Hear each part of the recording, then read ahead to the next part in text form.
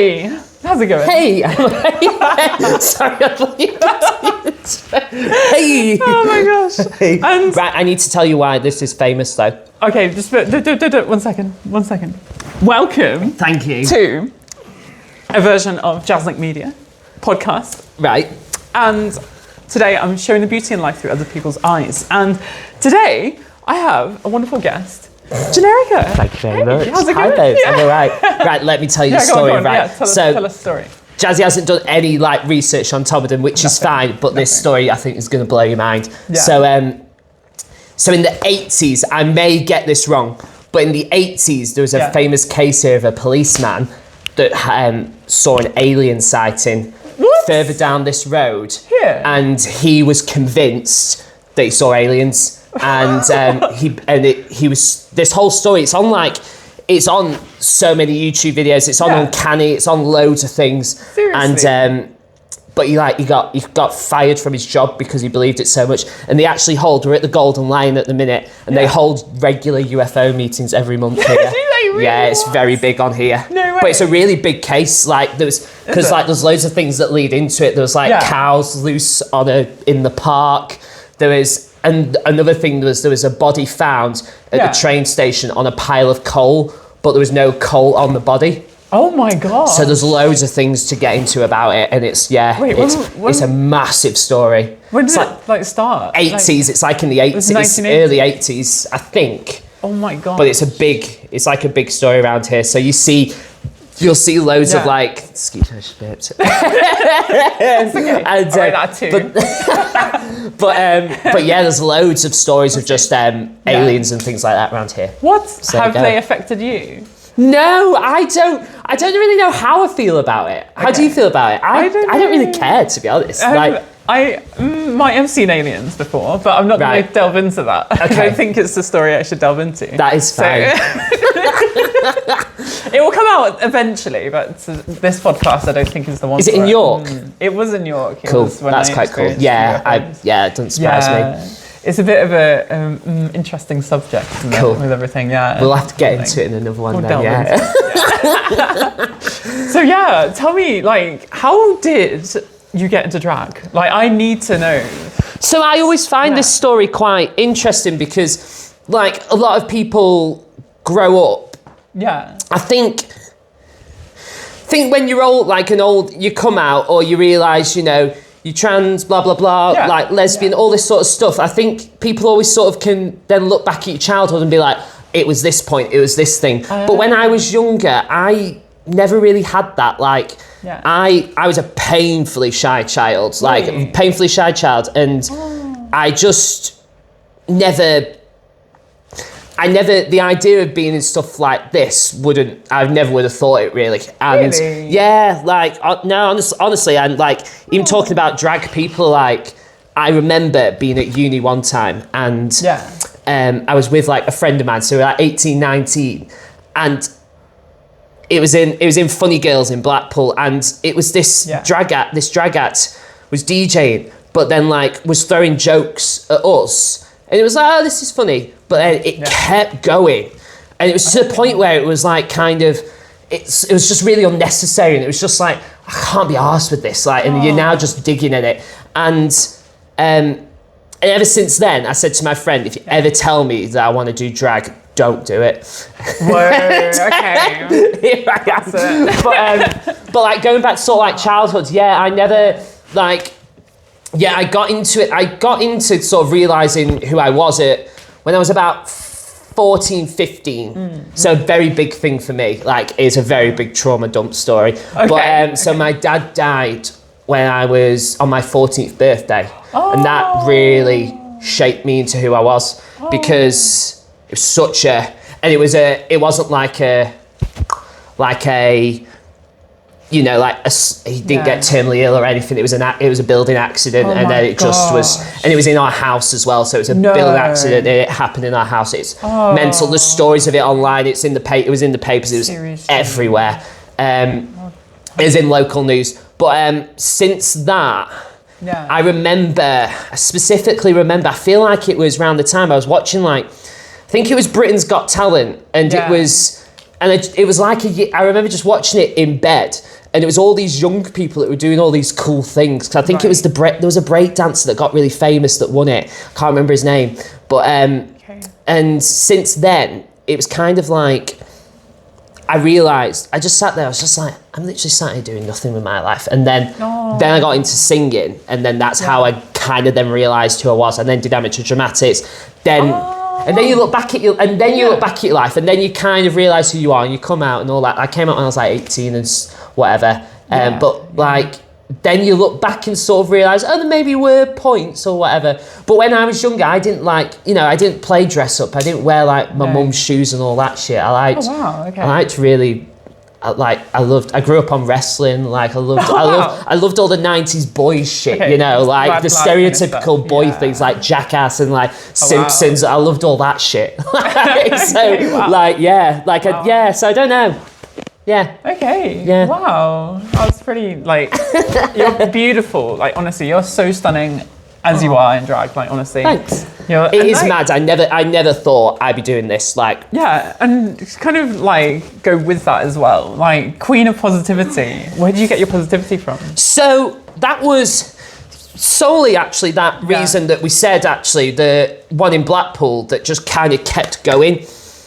One of my sort of pet hates when I do drag is when, like, I get it a lot. I mean, I don't know if it might be a London thing or whatever, but I feel like in the Northwest, especially because in Blackpool you have Funny Girls, which is a very big show. I don't know if do you know Funny Girls? No, Funny Girls is a big drag cabaret show, and it's been going for like 40 years or 50 years. It's a big thing. But it's very old school drag, which is sort of known in Blackpool as it's very old school, which is great. I do love it. Yeah. But a lot of people though, when I do shows or like pitch shows, people will think like, oh, are you gonna pick on me? Are you gonna like say I'm fat or say I'm ugly? And I'm just like, you've obviously not watched me because I don't do shit like that. Like and since I had that where that drag queen in Blackpool sort of kept picking on me, I was just kind of like, I never want to do that. I'd hate to make somebody feel like how that made me feel, just kind of like, oh, like fuck off. Like I don't, if I'm watching something, I want to feel good about it. I want to feel good about it. So that's how I kind of always want to put on a show, and I'll always make people feel good about it. And I want people to then feel good in themselves. Yeah. But I think one of the main things where I got that sort of, what you call it, quote? Your kind of motive. Motive. Is it motive? Motive? Yeah, motive? Sure. I think.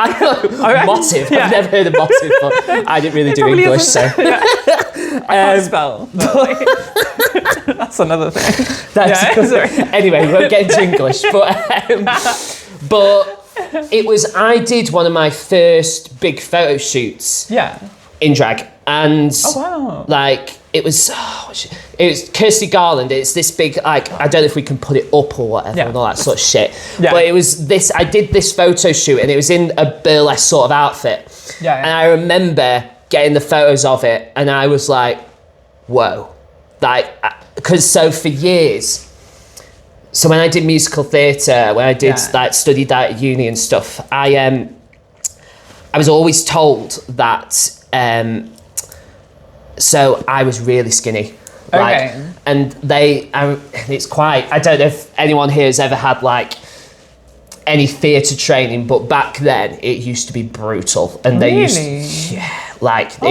used. So there was one time one of our dance teachers literally lined us all up, so he looked in the mirror and he basically was like, you look like shit. If you're gonna come into a dance class, you need to, girls, I want you to wear makeup, I want you to wear lips, like, and like boys, you need to look better, you need to look musclier. It was like, God. You look back at it now, and that was like 2012, like, it was just like, I can't believe that. That's insane. But like, I remember one of my teachers, when we were doing a performance, he was like, you're really skinny and lanky, and he was like, and it was pretty brutal. I don't know how he got away with it, like, and he was like, your arms are like jelly, and like, I look at it and I'm just like, my arms are really thin, and like back then, and it was it's pretty bad. But then I looked at that image of that, and I was like, shit, I'm pretty beautiful. Like, like, and everything that anybody had been like, you have long legs, you have long arms, you're too skinny or you whatever. I was just like, oh, that fucking works though, doesn't it? So like, it was, that was sort of an awakening for me. And that was also, that image like, was just also a realization of, I had years of body dysmorphia and I just didn't know it. Like, seriously? Yeah, but like, not in like a bad way where I wouldn't be able to go out or I wouldn't be able to wear like, you know, a swimsuit or whatever, nothing like bad, but it just made me realise that, like, I never thought I could look like that, maybe. I don't know. Gotcha. Like, it wasn't bad. Like, it wasn't like bad. You an eye-opener. Yeah, it wasn't like being harsh on yourself, but I think that image then made me realise, right, that's the image I need to sort of put forward. And like, and that's why I always say to anyone that, not even a drag act, anyone that's just doing a new business is like, find your motive, find your motif. Just find your brand and just run with it, go with it, and like, because we don't want to see the same stuff. Like, you want to be like you just want to do something new that nobody's done before, or something you're really passionate about, and that'll come across. That's what I'd always say. Like, oh my gosh, that's beautiful. Oh, I love it. Hey. Thanks for coming to Todmorden. Oh, thank you. It's beautiful, isn't it? Yeah. Well, how do you pronounce it again? I don't even know where I am. I should know. But... So Todd, like everybody, like sometimes if you're not from here, people go Todmorden. It's not Todmorden, it's Todmorden. Todmorden. Yeah. So it's like you're saying Madalin. Todmorden. But you're famously at the border of Lancashire and Yorkshire. Oh, okay. Yeah, so... Lancashire and where? Like Yorkshire. And Yorkshire? Yeah. Oh, really? You fucking live in here. So no, that's where you're sort of, where this is what it's sort of known for. Oh, wow, okay. But yeah, I moved here like 8 years ago. Oh, really? 8 years ago? No way. Yeah, and I was just like, I like it here. It's really cool. Like, honestly, driving over here from York as well, it's some of the nicest roads. It is a nice, especially if you love driving. It is very, it's horrible sometimes when it's snowing. When it's snowing, it's brutal. Like, yeah, but the thing is also here though, like say if you're going to go to Halifax or to Rochdale, there is literally only one road you can go on. Oh, really? So, well, you can. There isn't, but it'll take you big detours, like 40 minutes onto your journey or whatever. Like, so it's also very known here. There's like road closures or road works, and they always do it in the places where it's like, but there's no other way you can get through, so it's like you just got to find your own way. That's where I think, I don't know if you remember, that was also a couple of years ago, I did a photo shoot at The Hole. So this is sort of Queen of Positivity stuff, because everybody online, we had horrendous roadworks a couple of years ago, and online, just local sort of stuff, and even just talking to local people, everybody was pissed off about it. Oh my God. And it went on for months. It was like 4 months. It was bad. And it was around Christmas as well, and it was just an unplanned thing, which you can't, I don't know, I can't speak on roadworks, but it's, but it was bad. It was bad. But it was more, everybody just kept talking shit about it, and it was like, do you know what? I'm really fucking bored of hearing about it now. And so I did a Facebook post, and I got a photographer, and we just did a photo shoot at this hole, because I was like, I need something good about this now. And it gained shitloads of traction, and it sold me tickets to that event that month. No way. It was great. So, but again, another thing of just like, but I think it's hard. I think we live in a world now where there is so much negative stuff going on. There is a lot. And it's hard to not be consumed by it as well. I think recently with so much stuff, especially in the UK and everything, you can't not be consumed by it, because it's there and it's on your streets. It's 20 minutes away from you in Manchester. You know, it's really sad. But then it's also, you need to remember that there are so many good things happening. There's so many good people, and it's like finding and following the wave of life, really. So you, like, I explain this to like close friends, family, you know, stuff. So life, I see it as a wave. Okay. You have your low points, your mid points, and your high points. Okay. Of course, you're going to hit your low points of negativity and things that are going to bring you down. But you have to remember, as much and as far as it goes low, it can bounce up and be positive as well. that gives us a kind of equilibrium. That's quite that's nice what way. I kind of see. It's quite a nice way to look at it. Yeah. So I don't know if that. Yeah, I think I think you're right. I think it's just that. I think it's a nice way to look at it.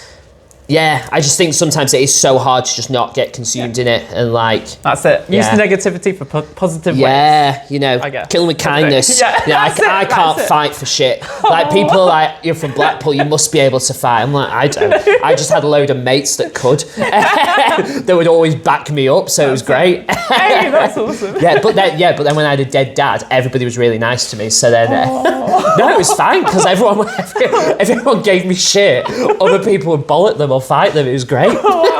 That's it. Yeah. Positive with kindness. Yeah, exactly. Sorry, negativity. Yeah, positivity. Love it. But yeah. So tell me more about your goth look today. So this was created by they go by They Couture on social media. We'll put it all on. So this was Joe. Joe made this for me, and they I fucking love it. There is a photo shoot that we're going to be bringing out soon, which is done by Emma Stone, who's a big Leeds photographer. I've worked with quite a lot of photographers, and she's like one of my favourite photographers to work with. And it was this, I had this idea of that I wanted to do. I'm not a big fan of religion. I don't like the idea of religion. I don't like how sometimes it's pushed on you. And I've had it before.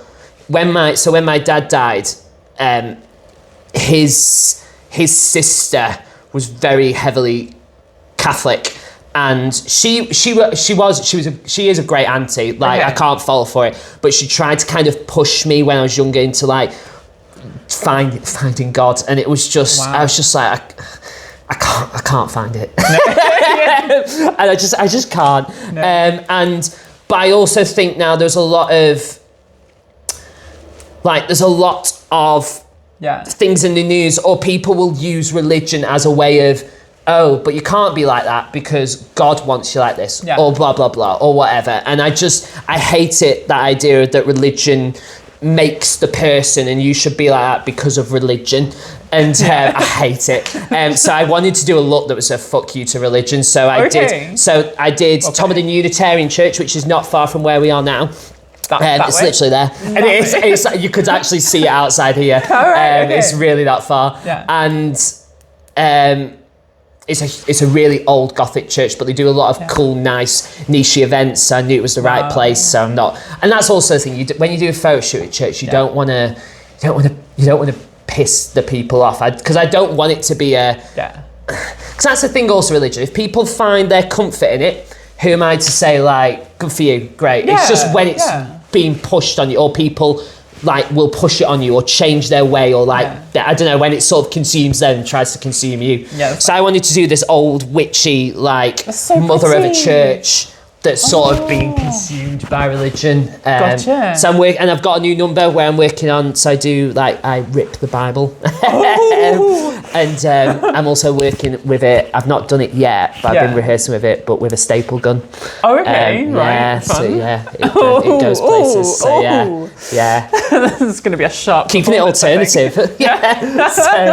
But no, I absolutely love this outfit. So shout out to Joe that made this, and you'll definitely see all the stuff coming from it. That's amazing. It's just they just hit the nail on the head. It was great. Wow. Gosh, but religion, Religion, like, at some point. Is it very religious in York? Yeah, I would say so. There's so many churches, but then not everyone that goes to a church is religious, are they? No, that's the question. So, I think that everyone has the right to kind of know their own religious path and stuff. Yeah. But then, you're right. Like, if you're getting forced into it, it's like it's just you're that trying to change someone for who they're not. Yeah. Let's just show a bit of be. Let's just show some variety as well, and just put the hood up as well, so people can see the hood, look at the hood that Joe made, because it is stunning. Yeah, like. Honestly, but like I love the two-color tone as well, with the green and the I orange, wasn't up for it, honestly. so Joe sent me this and was like, I'd like to do something like this, and I was a bit like, I can't see it in my head. But also when I work with someone, like when I do a photo shoot, when I do an outfit, a wig, blah blah blah, or whatever, I'm always like, I have this idea, but but I also want you to bring your idea to it as well, because I don't. Okay. I've worked in working in other jobs, you know, like I worked when I worked at Disneyland Paris. That was you worked at Disneyland? Yeah, I've heard it's awful. Sorry, it's not that bad, but it's that but any other creative job I've had where I've worked at schools and did plays. I've worked at other theme parks and all that sort of stuff. And when you're tied down to you have to do it like this, you have to do it like that. You can't do this, you got to do that. The best, what I love about drag is I can literally do whatever I want, whenever I want. And I can't really be I want you to do it like this because this is what I want. I'm that's not how it works. So and I can't, and I just can't, because it's their idea. I want them to have their idea, their vision, because they're going to get the best out of it. If I'm just going to say what I want, it's not fun for them. It's not fun for anyone. So when this sort of shimmer thing, I was I can't see it, but I'm happy for you to just go with it, now I can see it, and it's I can't. Yeah. Gosh, you've been through a lot of conditioning in your life, by the looks of it. Conditioning? Yeah, what do you mean conditioning? So you have to be this way, you have to do that, you have to do that. Yeah. Religion, Disneyland. Yeah, kind of. But I guess it makes you a stronger person. Yeah, but then it makes you who you are. I wouldn't be where I am if I didn't have those moments like that. Yeah. Because, I think that's it really. You wouldn't be where you are if you didn't have moments like that shape you, and things like that make you who you are. You've got to try things. I'm a big believer in also trying it. You've got to try it. So this, for example, I was doing, before I did drag, I was trying to do I was trying to do a tribute act. I was singing. I was trying to go around different venues. I was even trying to get on the hotel scene in Blackpool, which was a fucking nightmare because nobody budges in Blackpool. I don't know if anyone's had any experience with it, but nobody moves in Blackpool because all the entertainment, they've been there years and they don't budge, which is fine, because do you know what? If I had a regular Friday night, I was always there at the blah blah blah hotel and they paid me well. Yeah, sure, I'd keep it. But it's so hard for a new person or a new act to get into Blackpool. But I was trying it with this. So before I did drag, so in 2018, 2019, I was trying this. I called it Luke and the Legends. And it was basically me just singing just male legends songs. So Elton John, Prince, blah, blah, blah, all that sort, George Michael. And I wanted to try it. But then I realised while I was doing it, and then I looked back again at years of when I was a creative or whatever, and I was just trying to please people. And I don't know if you've ever really encountered this, but and then it didn't work. But then when the pandemic hit, and I was at home, and I was looking at drag, and I was I reckon I could try it. And I said to myself, this is the last thing I'm going to try, and if it don't work, it don't work. I'll just do something else. No way. Yeah, but what I said to myself was, I'm not going to ask anybody what they think about it. I'm just going to do it. Yeah. And I'm not going to, because that's what and then after I'd started it, I was that's what I need to keep doing. Is that because I learned through doing those things that I've lost my trail of thought now, but I learned through those things that you've just, like I said before, you've got to do what you want, and I'm happy that I went through that, because it was crap. When I look back at it, I'm why was I trying to sing these songs that nobody either cared shit about or I didn't even give a shit about. And that's what I learned, was that you've just got to try it, but not, and that's the best advice I'd ever give to anybody about anything. Just don't ask anybody's opinion about it. It doesn't matter. Who cares? Especially as a creative, you just need to do your own thing. I tell you what. And I bet you've had a similar thing as well. So with me in transitioning and stuff, I didn't take anyone else on board of what they thought of me, because I'm just who I am. So it's it's the same kind of respect in a different aspect. Of course. Yeah. And where things are going now as well, because you'd have sorry to cut you off, but you'd have had a lot of people that would have probably been you shouldn't do that. You shouldn't be doing this. But that's not me then doing it. But totally the other way. So who am I trying to be then? Totally. Good for you. I'm just me. Good for you. good for so you. much respect. Yeah, honestly. it's when, and like I see it a lot with like going back to drag acts as well. Is that I see it with a lot of people that they'll do stuff that they see on like. They'll do stuff that they see on Drag Race or whatever. Yeah. They'll see what they do on TV, and they'll be like, "I've got to do that. I need to be and that it's like, person. and it's I like, need to be that. But that's that person doing that thing. Yeah. Like you need to They've do done your it. thing. Yeah. Like, and it's just Yeah. Now we're going on to Drag X, and I have a load. Wow. Okay.